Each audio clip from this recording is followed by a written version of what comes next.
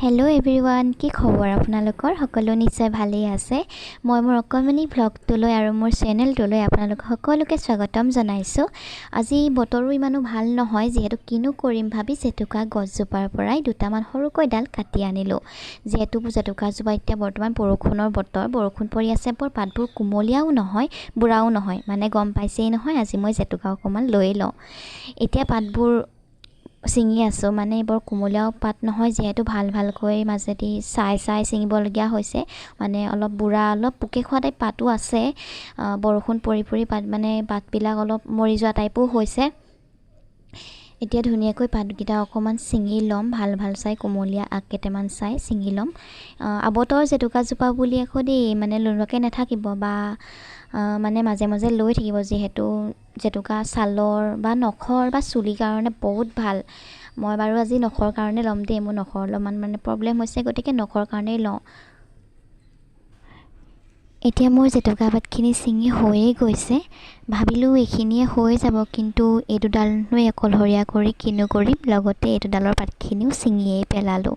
যিহেতু পাতবোৰ যেতিয়া ছিঙি থকা হয় তেতিয়া সৰহ যেন দেখি, কিন্তু যেতিয়া পিচি দিয়া হয় গম পাইছেই নহয়, তাকো হৈ যায় একেবাৰে।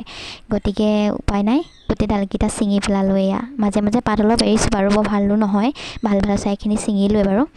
এতিয়া ধুনীয়াকৈ এইখিনি পানী অকণমান দি থ'ম, তেতিয়া অলপ পাতত থকা লেতেৰাবিলাকো যাব আৰু পাতটো অলপ কোমলিও যাব। কোমল হৈ গ'লে মানে অলপ পিচিবলৈ ভাল হয়, যিহেতু মই পতাত পিচিম। শুকান হৈ থাকিলে পিচিবলৈ বেয়া, যিয়ে নহওক পাত বস্তু শুকান হৈ থাকিলে অলপ পিচিবলৈ, মানে এনেকুৱা জেতুকা পাতবিলাক পিচিবলৈ পানী অলপ দিলে বেছি ভাল আৰু পাতটো অলপ কোমল হৈ যায়। এতিয়া লেতেৰাখিনিও যাব আৰু ধুনীয়াকৈ কোমলো হ'ব অকণমান পাতটো। আৰু এতিয়া ধুনীয়াকৈ এই পানী দিয়া টাইমখিনি মানে আমি পটাখন ধুই থ'মগৈ। এতিয়া এয়া পানী অলপ দি থৈ দিম আৰু এতিয়া মই পটাখন ধুই লওঁগৈ। চাই থাকক ভিডিঅ'টো। এয়া পটাখন মই আগতেই পানী দি যেতিয়া থৈছিলোঁ জেতুকাখিনি, সেইটো সময়তে মই পটাখন ধুইয়ে থৈ দিছিলোঁ।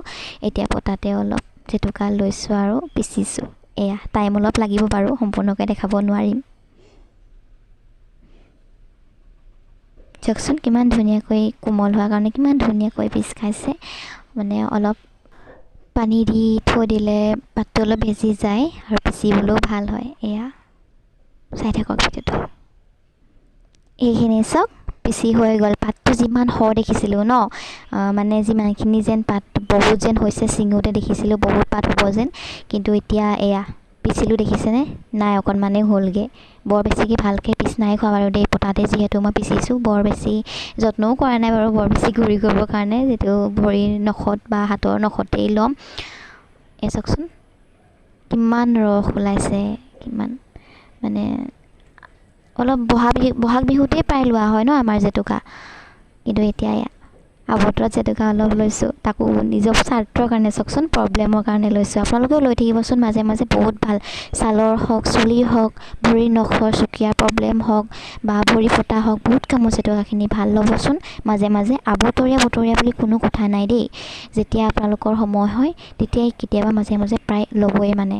ভিডিঅ'টো কেনেকুৱা পালে জনাব দেই।